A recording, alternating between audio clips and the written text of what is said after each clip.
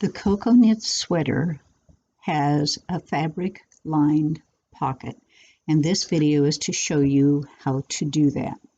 This is the Emma, which is in the Cocoknit book, and you can see that this pocket has a fabric lining that's sewn in.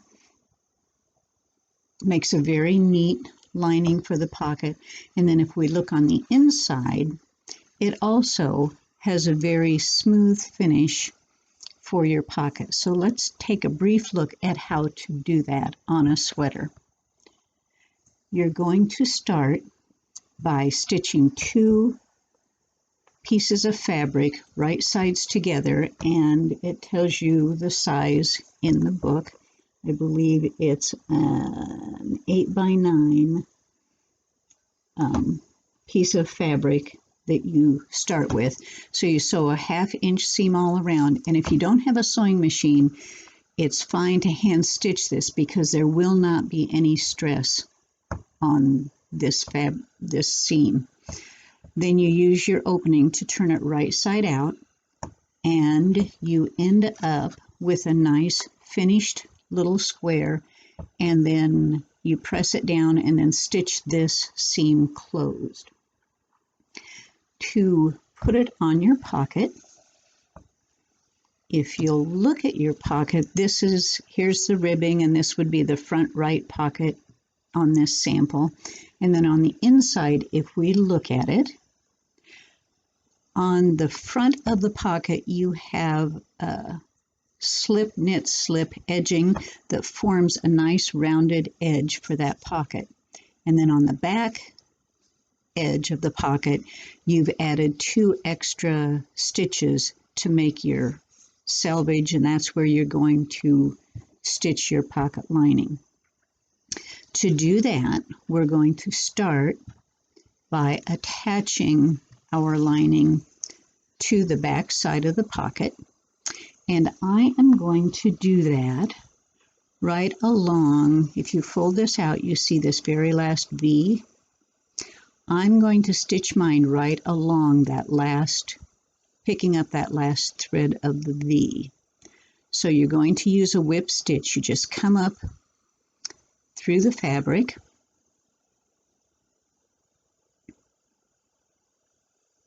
place it on here, and then fairly close together you're going to pick up that edge all along here. I'm not going to take the time to do the whole way across, but just pick up that one stitch, and let me do a couple more. Oops, I guess I'll stop there because I lost my needle. And then we'll pin the rest and pretend like I stitched that all the way along. So that will form the back seam and connect that to the back side of your sweater.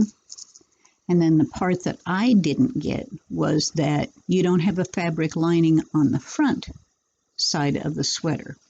So what you do, you have this, and this is a nice finished edge then. When you finish sewing that, you bring this over, kind of place that, and mine ended up going right along the top of that ribbing. And then you're going to use the whip stitch and bring it clear across. Now your pattern says to do that right when you finish the edge of the sweater. Before you put on the edging, I personally put the edge on and wet blocked and let it dry. So both the fabric were washed and dried and my sweater was blocked before I added this. And then you're going to take the same whip stitch, and if you put your button band on, you're going to have a little edging there that you can attach it to. And then I came along here and just picked up that one strand of my pocket, one strand of the stitch all the way across, and let's just pin it and pretend I've sewn it. We'll do that very quickly.